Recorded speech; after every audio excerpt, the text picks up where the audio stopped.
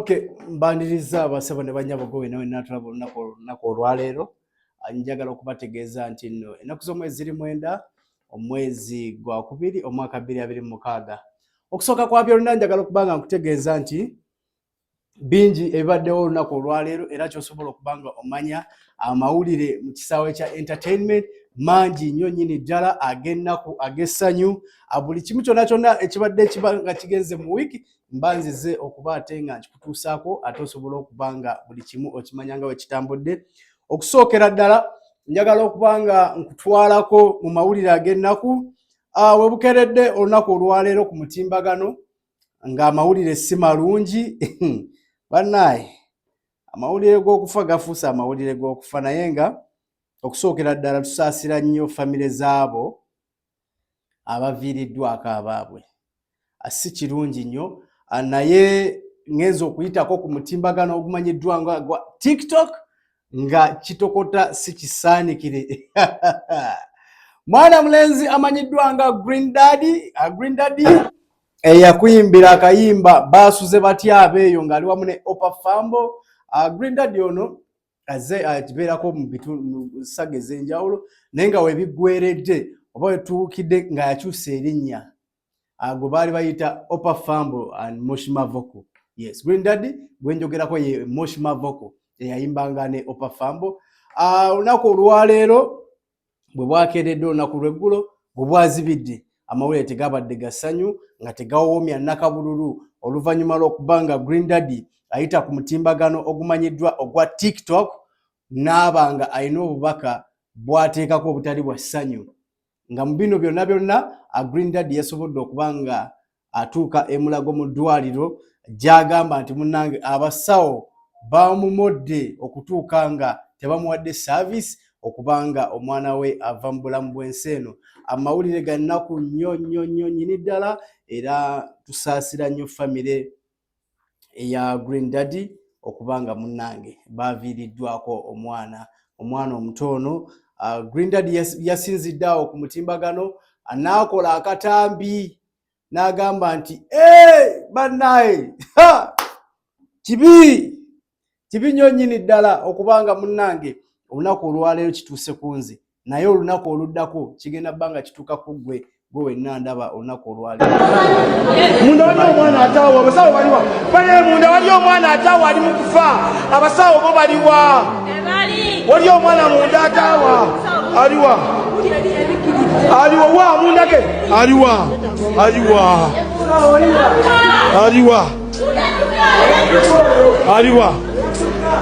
munda wali omwana afa abasawo bawe ne badduka buli si yuyo omusawo yuyo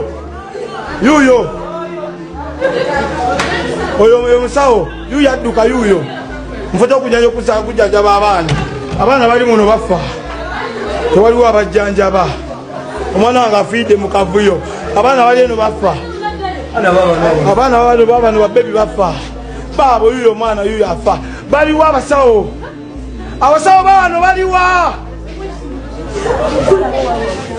abasawo bali eno beebase ssebo bayinza n'okuba bali mu kwegatta ffe tulye n'abaana bafa. Please, what is the issue? Where are the doctors? You are sleeping. People are dying.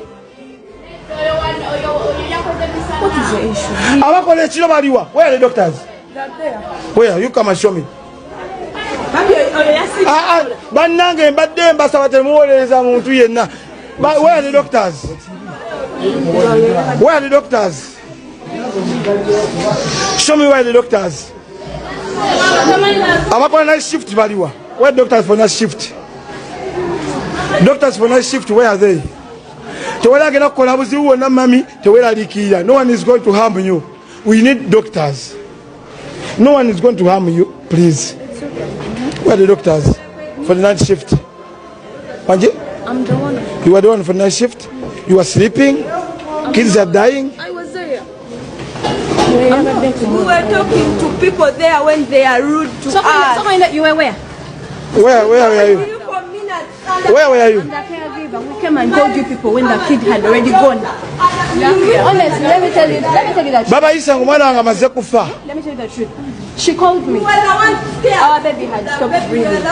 She was like, found that side, no one was there. I found that side, no one was there. So after I went and called the other woman in her room. She has looked at her room. Basebo ne banyabo. Oyo gowulidde ye Green Daddy.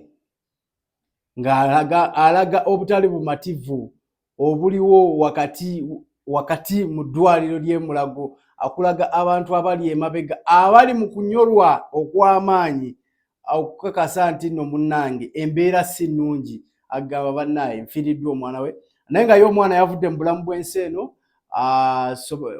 Wentuukidde okuba nga akola vidiyo eno nga omwana aziikiddwa mu bitundu by'e Maya, era nga kyolina okuba nga omanya ye Green Daddy omwana we asobodde okuba nga munnange amuziika, era tukulisayo mwenna abasobodde okuba nga muwerekerako, mawulire tegabadde ga ssanyu sayidi eyo.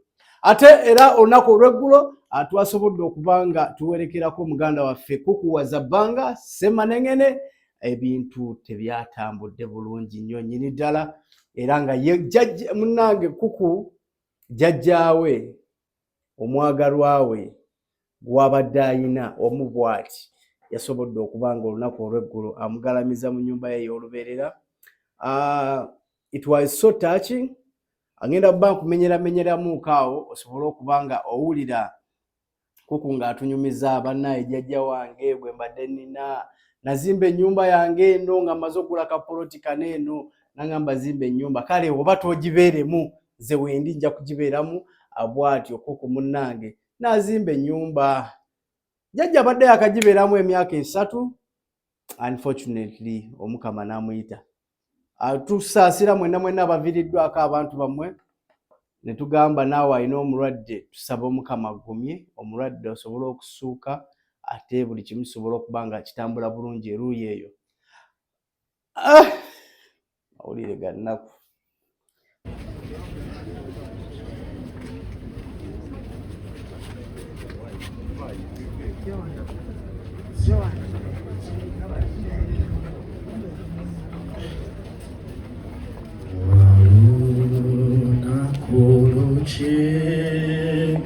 Atenga lwasanyo lwetuli banawe awamu ne Yesu lwetuli banawe awamu ne Yesu. Kusaba ogumire ku bantu bano, ogumire naffe abakulinaanye, tukugumya obeka ebigambo byoyogera abantu bagala okuwulira jjajja bw'abadde eri obulamu obwo. Guma oyogere basajja.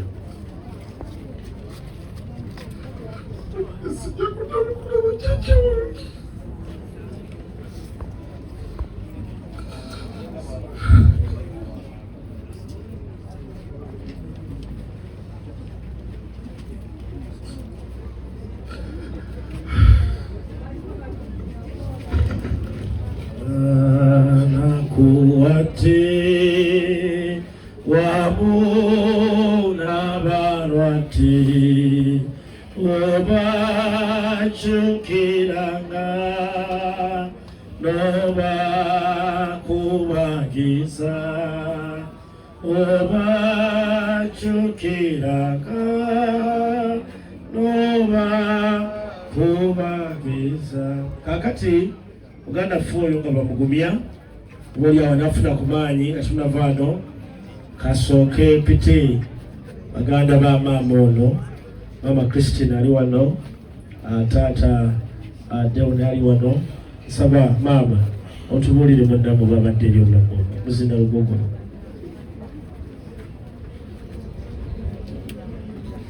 Aiga amen.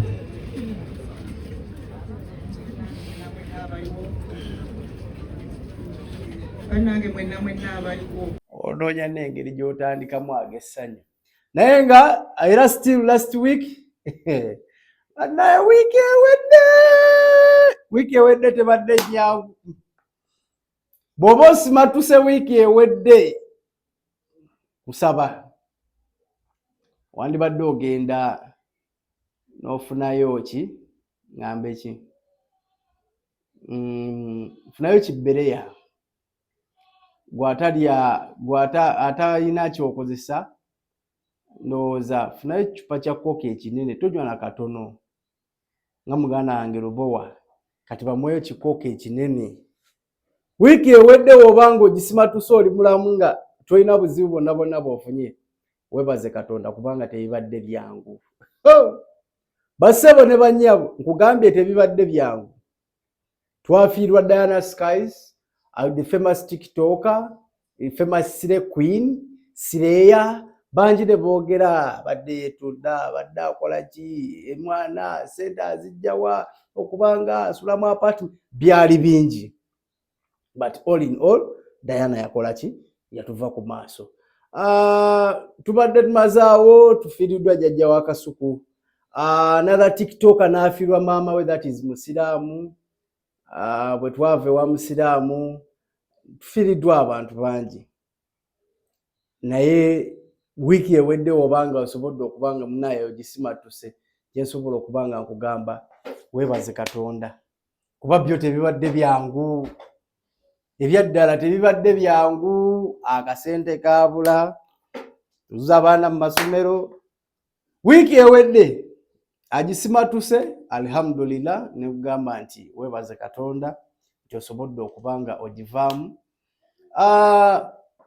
Ate bwe tuvaako eyo munnange, si buli omuntu naabeerawo.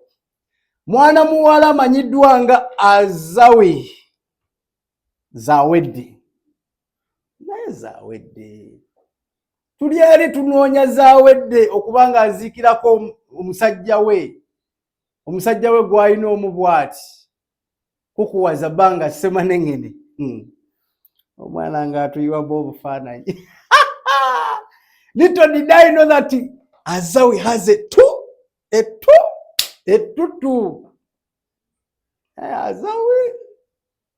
Azawi tetugenda kusonyiwa Azawi. Nga twakava maziga g'amaama wa Kasuku.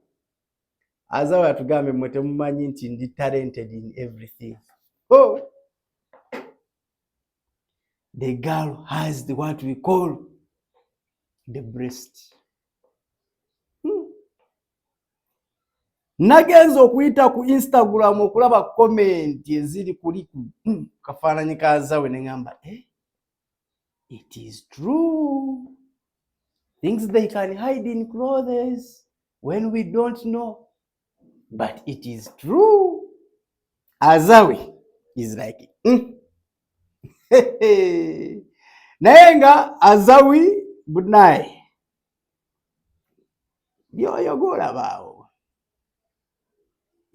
Nagambye kumenyeramuko ebibadde over the week nga bwe tugenda okubanga tukikola. Naye nga ya Azawi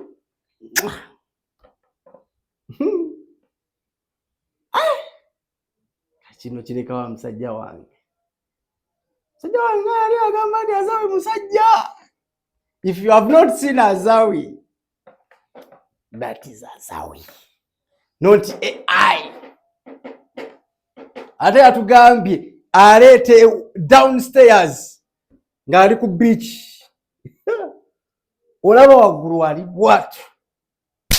Make money, people. Make money. Who knew nti Azawi alifuna shape ya manyo? But the dental formula was okay.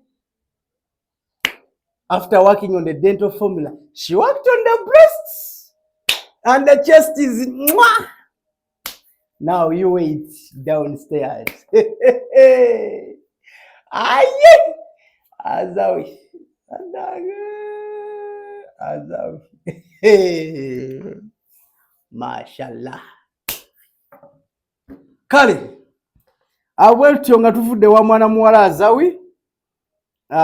Tugenda bate tuddukako. I told people 2026, if you don't have money, get married. Omusajja oba omanyi sente ziganye kkiriza bakuwase. Munaawulira. Our man atayagala kumukebera. Kkiriza. Kiriza bakuwase bavubuka mukirize babawase.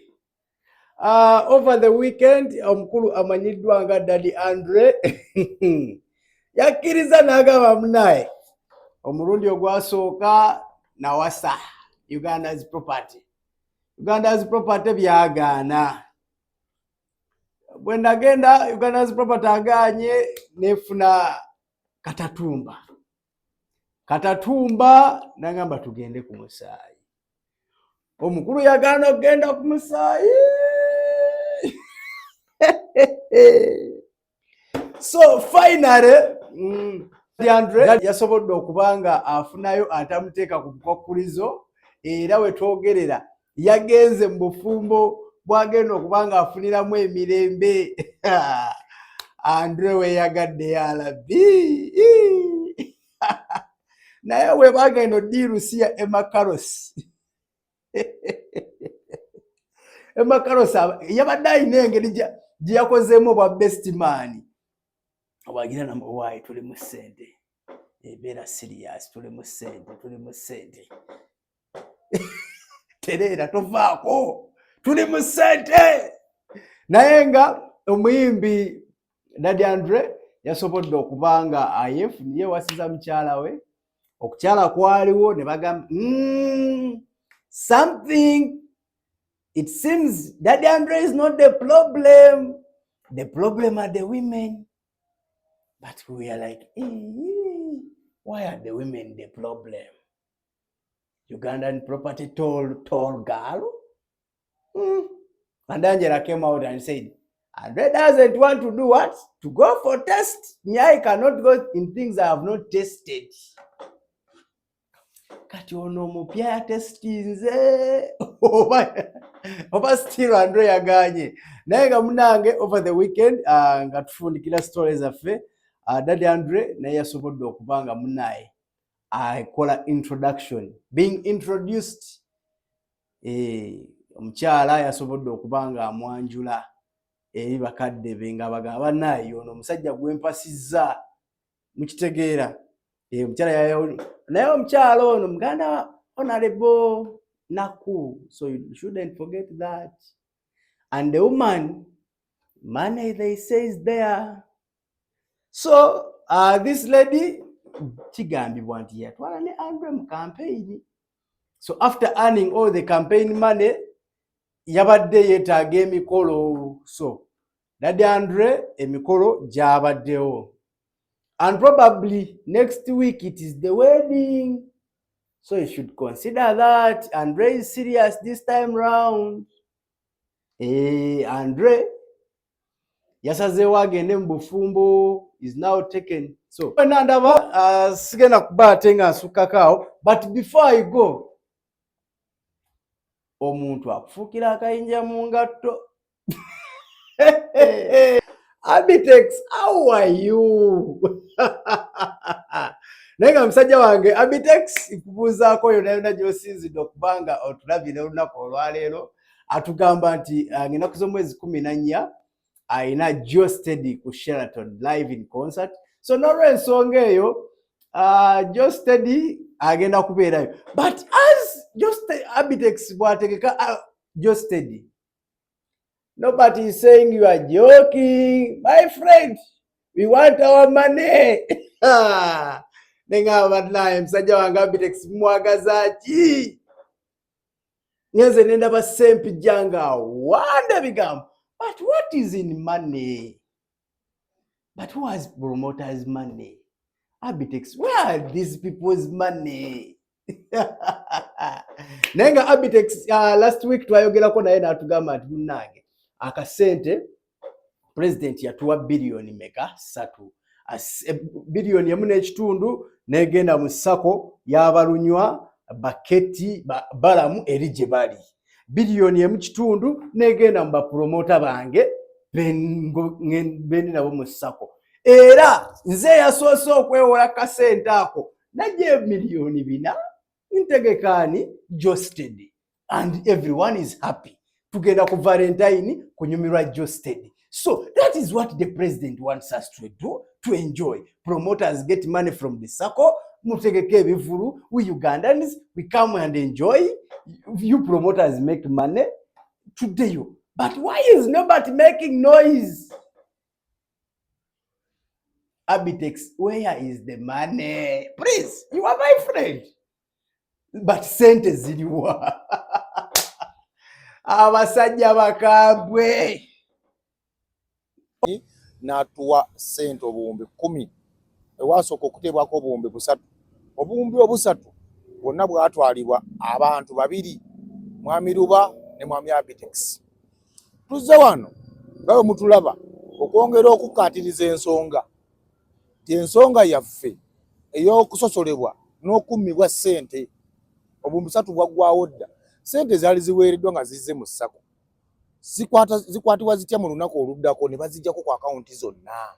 Ekintu kye bayita cooperative eba members saving group basically ebanga company oba nga banka y'abantu abakola omulimu ogwefaananyirizaako gwe gumu oba ey'ekyalo weebityo.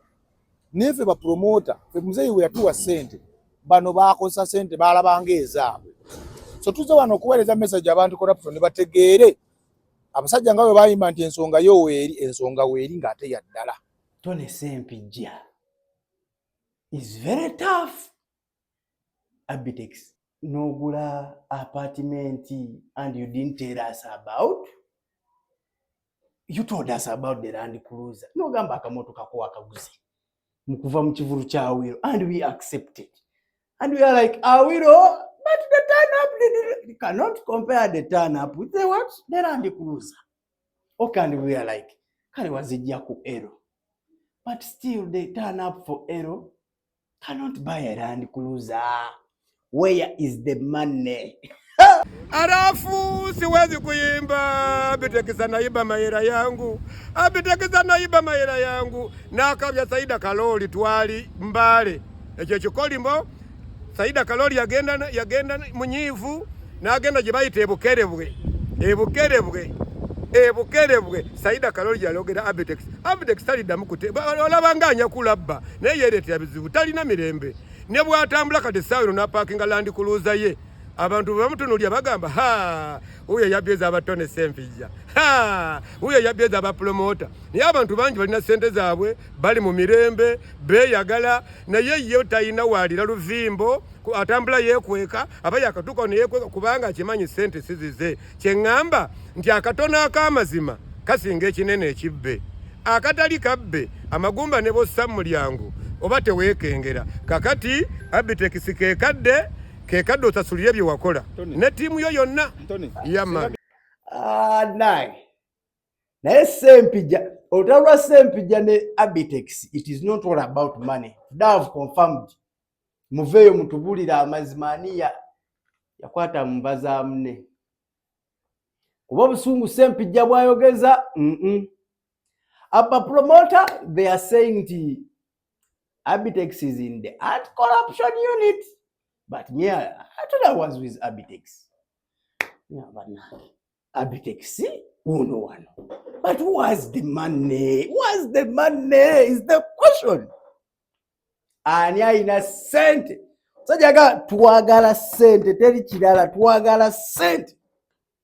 So Abitex, you want to eat the 3 billion alone? My brother, give us the money. So, ensonga za Abitex, ngenda basibulira waneeno, mbawe Nobat Events.